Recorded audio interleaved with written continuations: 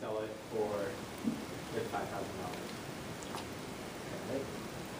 This is a 2008 Lamborghini Murcielago, and you can purchase this car, although it's expensive, for $150,000, but you can scrap it out for a whopping $350,000.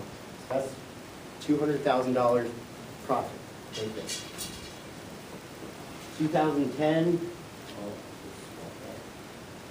Skip that one. All right. How did you know me from All right. being? Magnum TI is not included in this slide for anybody who knows who that is. But you can purchase. Moms are in a Magnum around here, I'm pretty sure. So. It's a good show.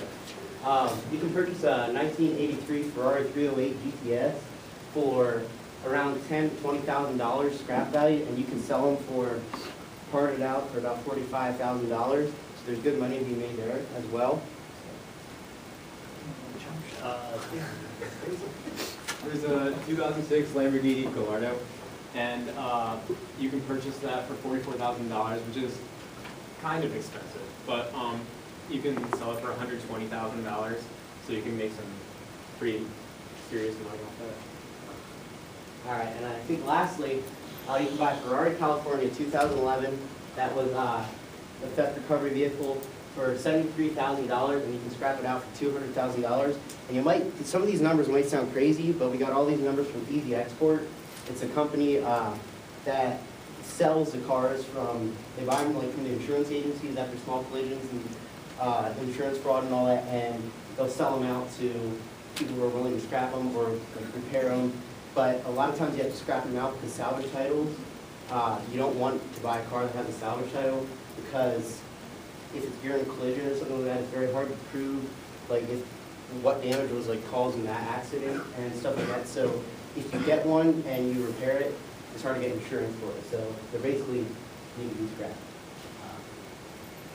And then, what do you say about this? Or? All right. Well, some of the parts that we get from these cars, you can't exactly resell. So what we decided to do was use these items to make tables, furniture, some kind of item that would just be really cool for like a guy to have in like his man cave or something like. And Who's lifting that stuff? Not me. I'm looking at a 10-cylinder engine, like that's pretty heavy. Oh yeah, absolutely.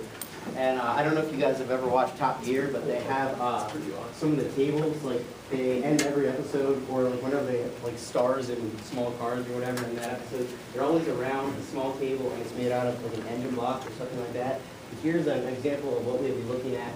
Maybe there's like a crack in the engine block or something like that, but it's still from a Maserati or something like that. You can make a very cool coffee table out of it, or something like that that a ton of people would love to have in their garage, man cave, or just in their homes.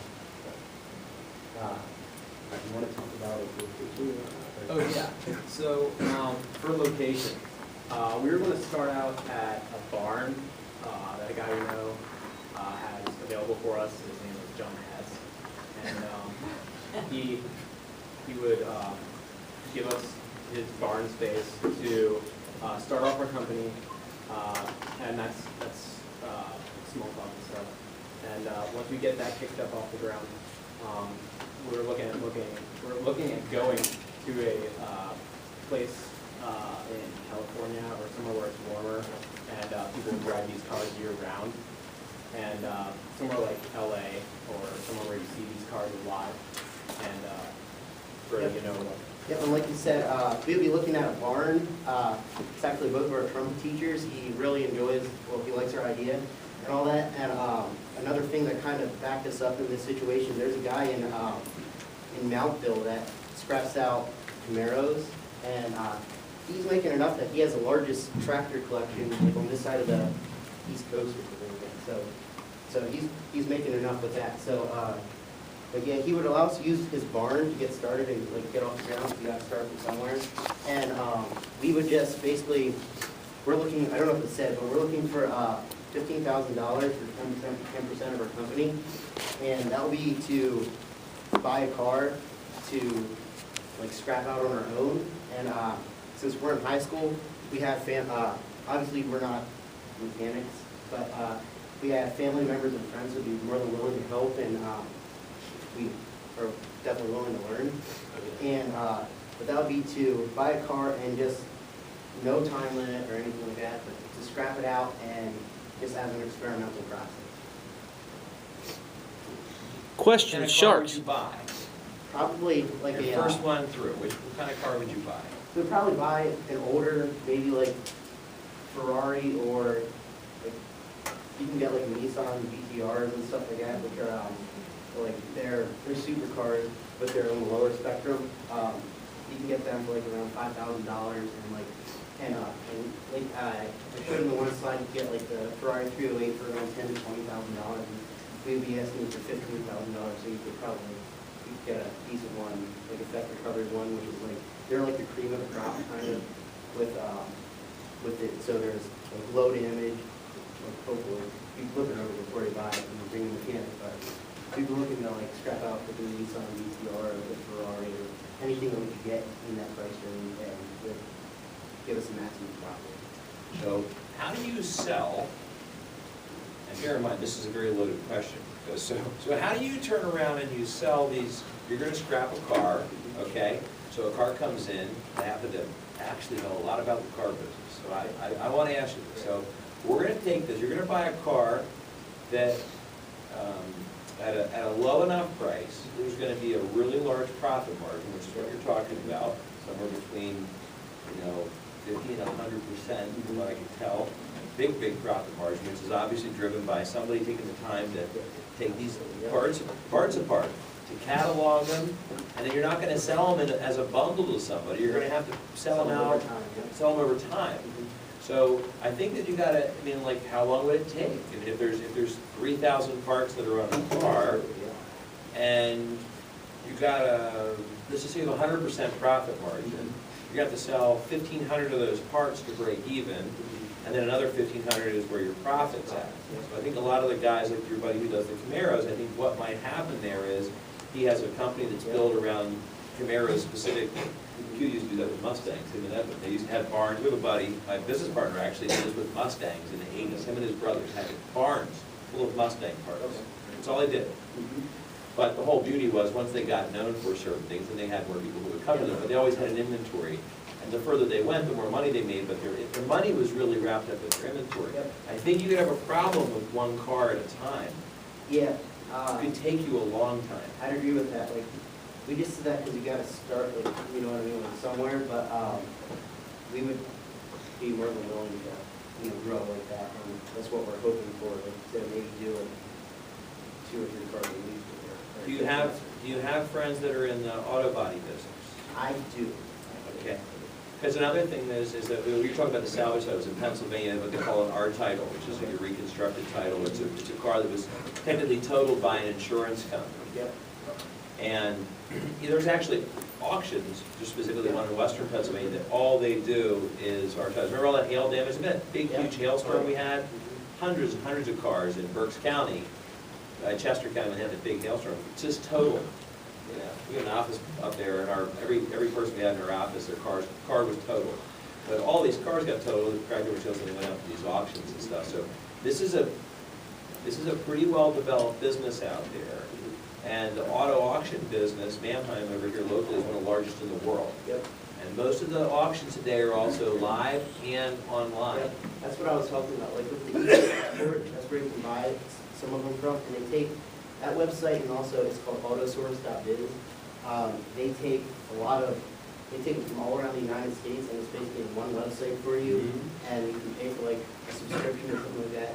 It's like a one-time fee, you pay for it, and you can just type in the type of car you're looking for, type of locations, if there's any like in your radius, and what it's going for. So where did you come up with this concept? Because you seem pretty knowledgeable about the whole process. I've always had a love for supercars, and so does he. But and one time I always wanted to like think of how I could tie that in with the business, so something I would enjoy along with, like, so it doesn't feel like you're working as much. But We should love your work. exactly, that's what I'm trying to say. Hate and- work with something you love. Yes, sir. And I was watching a YouTube video actually of a guy in the UK, and that's where the autosource.biz comes into play. They did a little special on him, and he has a Ferrari, Maserati, Lamborghini scrapyard in the UK. And the guy came there just to buy like a part because the rear end of the pole with his Ferrari, and he said like there's no other spot, like no other place to actually go and physically get it in the UK. And after doing further research and stuff like that, there's a few like online places that are solely online, but if they want to come get the part in person, I couldn't find any storefronts that are currently doing this. Like, you could probably arrange something with the company, but. So the barn you're getting, are you getting that space for free? Yes, you'd be willing to help me. So you have no overhead at all? Nope. To get started? Yeah. He actually has, he even said he has huge storage bins, he'll let me use his tractor and all that stuff to get this started. So you guys are gonna be physically taking these cars apart yourselves, or are you gonna have help? I mean, I wouldn't trust my college age, high school age kids to take the car apart. Yeah, absolutely. And Not to be mean, it's just, you know, it's pretty intricate work. Yeah, oh, yeah. And I don't think I could take the car. Yeah, And I've worked on I don't cars. think I would be able to on my own. I know I wouldn't be able to, but we both have family members that are, like I have a family member who's a mechanic, and also another one that has a love for the cars, and he's really handy with them and all that stuff, and he would definitely be willing to help me. So they're gonna wanna cut out of this then? Yeah, probably. Okay. So eating into our overall profits with the help that we're getting. But realistically, you only want 15,000 for 10%. It's not much to start, but I agree with you that it's gonna be hard to start with one car. It's a right now, you're trying to finance a hobby, is what you're trying to do. You're not trying to start a business. That's kind of what I'm saying. Yeah. So how did you make this go from hobby to business? It's a good question. Yeah, I would say more cars. So start off with like, maybe get like 3 cars, get them out. We were talking about getting a website started with like eBay style, like here's what we have. And just see where that goes, like demand wise, and how much we'd be looking at income wise based on those 3 cars, and just get our bearings so that we from that. So when you were looking up cars, the cars that you were finding, how many are within, say, a 100-mile radius? of 100 miles. There's not too many, so you don't have to pay for the delivery costs and all that. Okay. But they're out there.